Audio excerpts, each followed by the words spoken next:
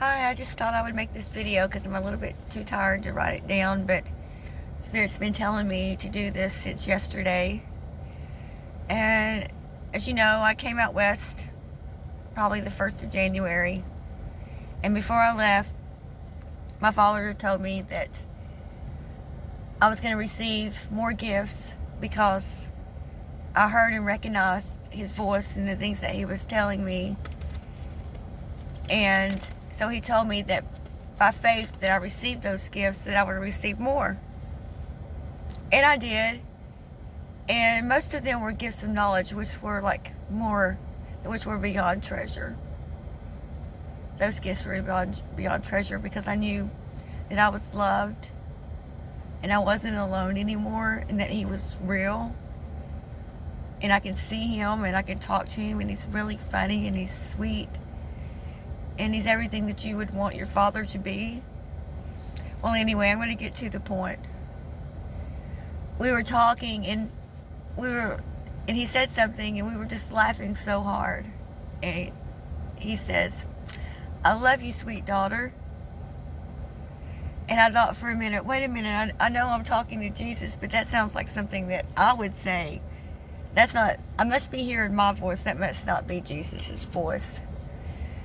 And then I heard Jesus say, "Hey, has your parents ever called you sweet?" And I said, "No, my parents never called me sweet anything." And he says, "Well, where do you think that you get that?" He says, "You got that from me." I said, "I got that from you." He said, "Yes. When you were with me in heaven, I always said, 'My sweet daughter.' And even now, I call you my sweet daughter. But before, you didn't hear me. But now you do. And that's where you got that. Not from your parents.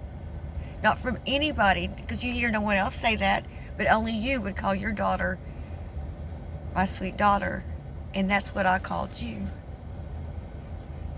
And that was the gift I knew I received, because I started crying right away, because it was validation. And like I said, I don't need validation, because I know he's real, and I know I talk to him, and I hear him like I hear you.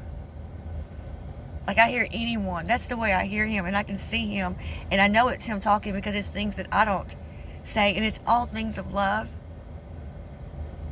Anyway, I'm getting carried away, and I just want to say that I hope my story will bless you, because even in the darkest times, he loves us, and he is real. He is real, and he is love. He is love and all goodness, but he's funny, and he's all the things that we don't think he is, because we think he's unapproachable and he's untouchable. He doesn't want to be that. He's like our real father, like flesh and blood, and he worries about all of his children, not just one, all of them. Anyway, that's my story. I love you. Thank you for listening.